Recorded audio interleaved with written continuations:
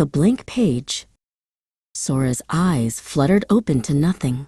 No ceiling, no walls, no floor, just an endless, blinding white. In her hand, cool and solid, was a single black pen. "Where am I?" she whispered, her voice swallowed by the silence. She took a step, then another. The white stretched on, unchanging. She ran until her breath hitched in her chest, but the world remained the same. A vast, silent, empty page. A single tear traced a path down her cheek. The tear fell from her chin and hit the white emptiness. Where it landed, the nothingness shimmered. A faint gray outline began to form, like a pencil sketch slowly gaining substance. A boy with a half-drawn sword looked up at her, his eyes filled with a familiar loneliness. "You're new," the boy said, his voice like the rustle of paper. "This is the blank page. It's where we end up. The ones who were designed but never drawn. The stories that were never told." He introduced himself as Ren. Drawn by the ripple of her arrival, others began to fade into view. A girl in a frilly dress whose colors were washed out and pale. A hulking robot missing an arm. Dozens of them. All sketches. All unfinished symphonies of ink. "We just wait," whispered the girl, whose name was Kasumi. "We wait for a creator to pick up a pen and give us a world, a purpose. But no one ever comes. We are the forgotten ones." Sora looked down at the pen in her hand. It was just a simple pen, but in this world of nothing, it felt impossibly heavy. It was the only thing that was real, solid and black. It was the only thing that could make a mark. Ren laughed, a dry, bitter sound. "Don't get any ideas. That pen is a curse. It reminds us of what we can never have. A story, a life. You can't draw a destiny for the broken."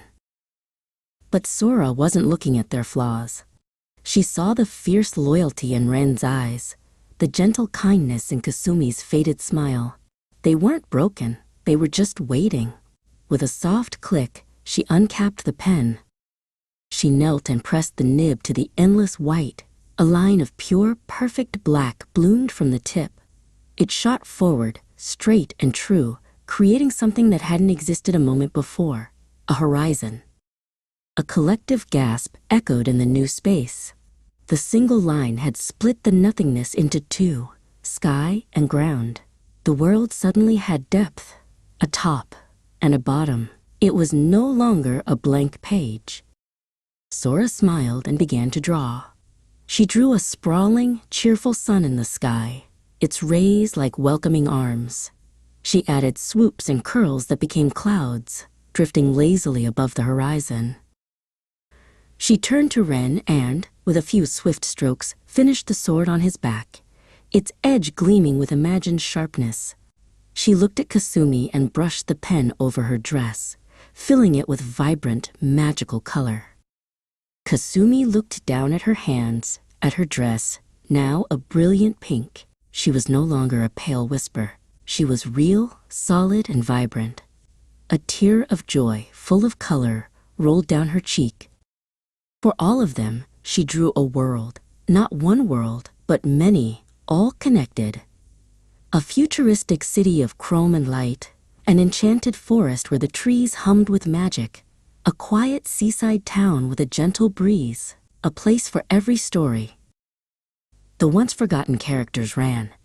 They explored the city, marveled at the forest, and felt the sand of the beach between their toes for the first time. They weren't waiting anymore. They were living. Sora watched them go, her arm aching but her heart full. The blank page was gone, replaced by a vibrant, bustling world born from a single pen. She had given them a beginning. Her work was done.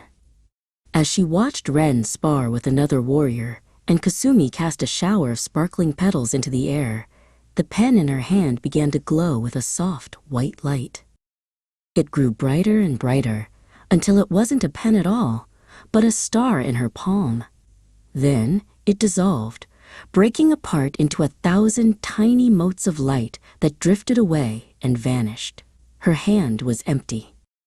She looked down at herself, at her own hands, her own feet, and for the first time, she noticed the faint, sketchy lines of her own outline.